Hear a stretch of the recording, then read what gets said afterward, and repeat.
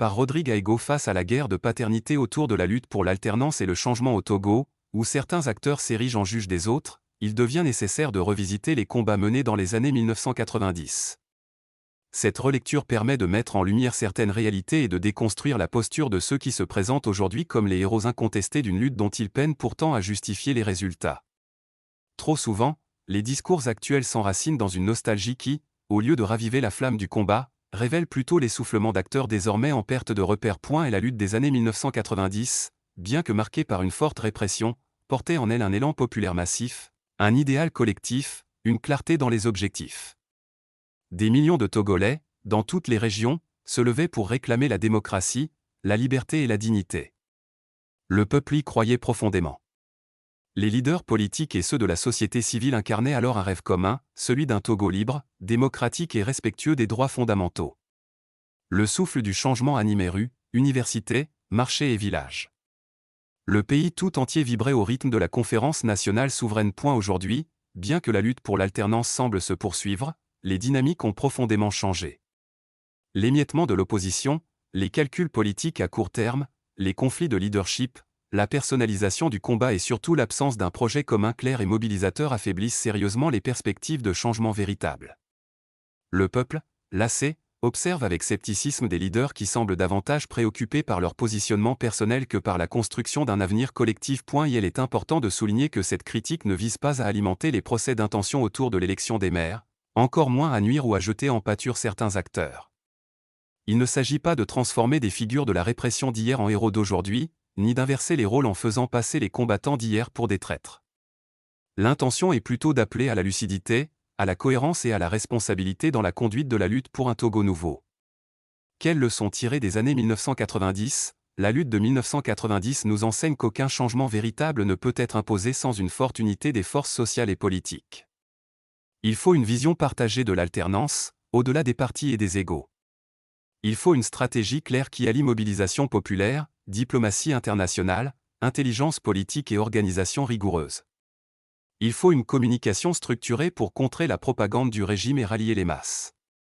Il faut une connexion permanente avec le peuple, qui est l'unique légitime détenteur du pouvoir. Sortir du statu quo, des pistes pour refonder la lutte. Sortir du statu quo, c'est amorcer une réflexion sérieuse pour repenser et refonder une lutte devenue fragmentée, incohérente et affaiblie.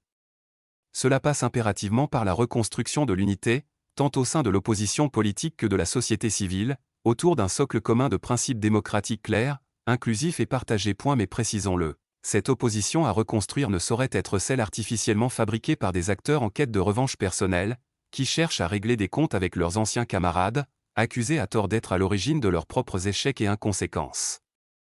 De même, la société civile fédérée ne peut être celle qui s'arroge le monopole de la légitimité, ni celle qui se croit investie du pouvoir de décider qui est légitime ou non. Sans preuve concrète de trahison ou de compromission, il est temps de mettre fin aux insinuations infondées, aux jugements hâtifs et aux campagnes de désinformation.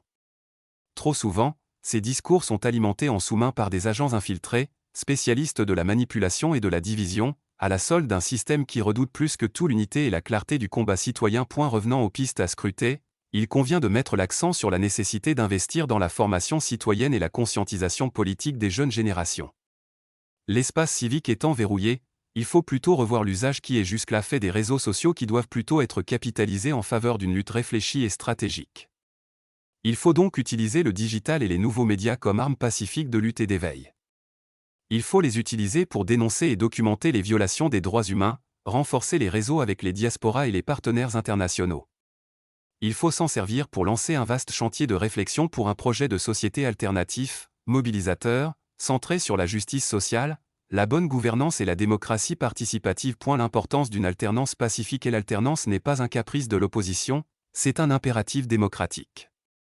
Elle permet le renouvellement des idées, la limitation des abus de pouvoir, la responsabilisation des dirigeants, et la possibilité pour les peuples de reprendre leur souffle. Son absence, au contraire, crée un climat d'impunité, d'usure du pouvoir et de répression accrue. Le peuple doit redevenir maître de son destin et l'alternance au Togo ne se fera ni par la nostalgie ni par les divisions internes.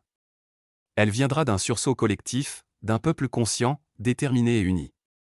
Il est temps de sortir des querelles de chapelle, de cesser les calculs d'opportunisme et de s'unir pour reconstruire le pays. Comme le disait Thomas Sankara, l'esclave qui n'est pas capable d'assumer sa révolte ne mérite pas qu'on s'apitoie sur son sort. Le peuple togolais mérite mieux. Il est temps de se lever, non pas pour célébrer les combats du passé, mais pour écrire une nouvelle page de son histoire. Mot-clé, alternance.